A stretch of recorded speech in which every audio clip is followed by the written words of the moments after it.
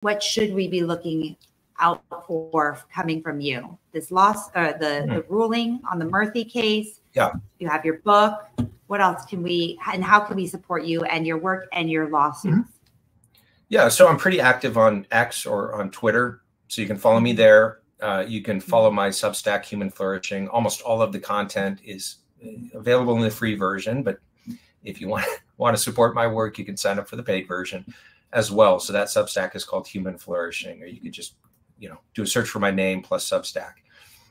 And I post there regularly updates on what's going on with the case, updates on the broader censorship issue, including what's happening in other countries, because the global censorship push is, well, it's global. It's not, certainly not confined to the United States.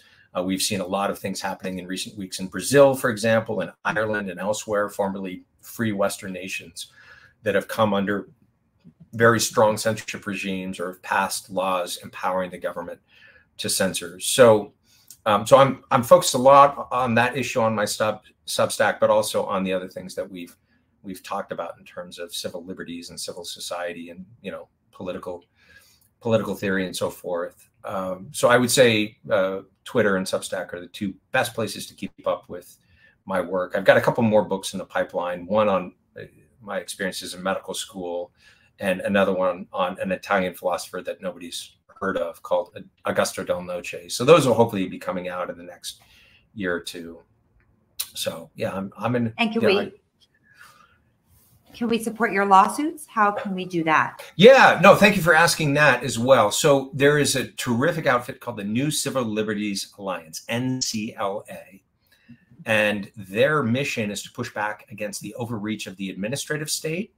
They were founded by a Columbia Law professor named Philip Hamburger, and terrific lawyers there, Jenin Younes, John Vecchione, and others are involved in the Murthy case. So the private plaintiffs are represented by NCLA.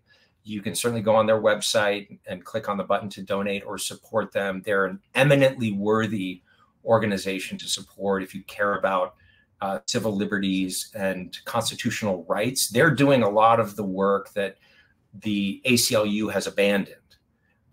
This should be an ACLU case. And it would have been 20, 30 years ago an ACLU case, but they've abandoned the field of free speech by and large. Well, they actually submitted an amicus brief supporting us in the AB 2098 case. So there are still some good people at that organization. I don't want to malign them entirely, but NCLA is the place you want to, if you care about these kind of legal fights, that's the place that you want to give to. The Alliance Defending Freedom, which I just spoke for them in Vail a couple of days ago at their conference. They're also doing terrific work in civil liberties, particularly religious freedom. They're doing a lot of work on gender ideology and pushing back against so-called gender affirmative care and especially protecting young people from that whole industry. So I'm not employed by either of those individuals, and I just think they're terrific organizations doing really good work. And of course, you can support my work at the Ethics and Public Policy Center if you want to. That's a great, wonderful organization that supported me when I lost my job at the university. Ryan Anderson, the president there, came out with a piece in Newsweek saying, for my own healthcare related reasons, I got the vaccine, but I support the right of informed consent, and I'm fully supportive of Aaron Kheriaty's position on vaccine mandates. I think it should be up to the individual. So just a really terrific form of support from someone who had made a different healthcare decision on that question than I had.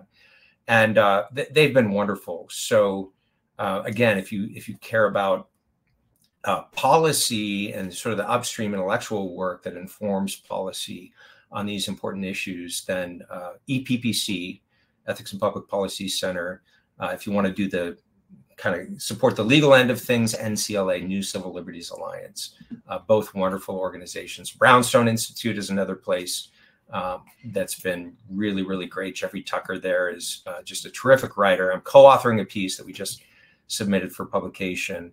And so, yeah, there are good groups out there. I've named only a few of them. There are more, but those are the ones that I'm affiliated with and that have really supported my work. And I'm very grateful for all of them. Well, we will absolutely share that information. It's important, like you said, to create our own parallel society with the types of people that we trust and institutions and information that we trust. So we will, and we will always share all of your work, everything you're doing. We appreciate you so much, Aaron. Thank you for being brave and for being honest and for fighting for all of us. We cannot thank you enough. Thank you again for joining us today. Anything else you want to end with? I think.